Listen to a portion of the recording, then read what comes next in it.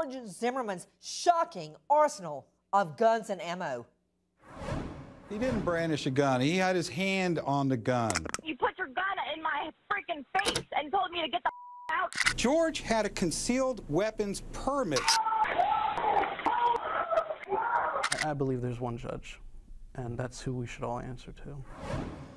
Straight out to Larry Elder, ABC radio talk show host. Larry, why does Zimmerman not only have an arsenal of guns, but he's set now, George Zimmerman turned publicity hound, to get back in the ring? We thought that was over. It's not. It's been resurrected with rappers like Drake, DMX. He's even trying for Chyna, the female wrestler, Orlando Jones, Sean, Diddy Combs. Why? Why should he make money off Trayvon Martin's death? And not only that, selling his so-called art online, he's probably racked in over $200,000 now. This after Zimmerman rakes in over $300,000 on his online financial campaign.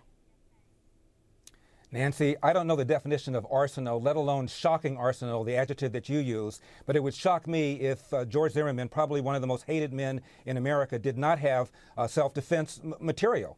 This is a guy who's had death threats from day one. Spike Lee tweeted the address of what he thought was George Zimmerman's parents. There was a guy at the courthouse the day of the verdict who had a T-shirt with George Zimmerman's face on it with crosshairs on it. There's a website that offers $1 million bounty on him. I'd be shocked if this man didn't have firearms to protect himself. Well, if the Second Amendment was designed for anything, odd, designed for George though, Zimmerman. Larry, that the only time we hear about Zimmerman in connection with a gun is when he is brandishing it. He's already shot down one child unarmed.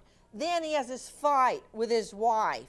Then, according to the girlfriend, he points a long gun shotgun right at her face. Now we uncover an arsenal, over 100 rounds of ammo at his home, and he's set to make more money off Trayvon's death. I mean, I don't see other people trying to get in the ring with a female wrestler and claim it's going to charity after he takes his cut, I'm sure.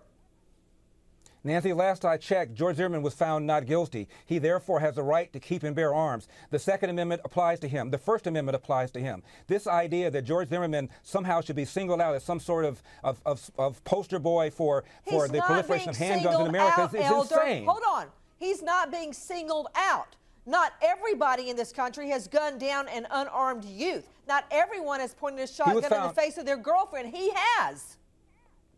He was found not guilty, Nancy. Again, one more time, this is a free man. The Second Amendment applies to him. And if anybody has a right to, if anybody has a need for a firearm, it's George Zimmerman. This is one of the most hated men in America, for crying out loud. Leave the guy alone.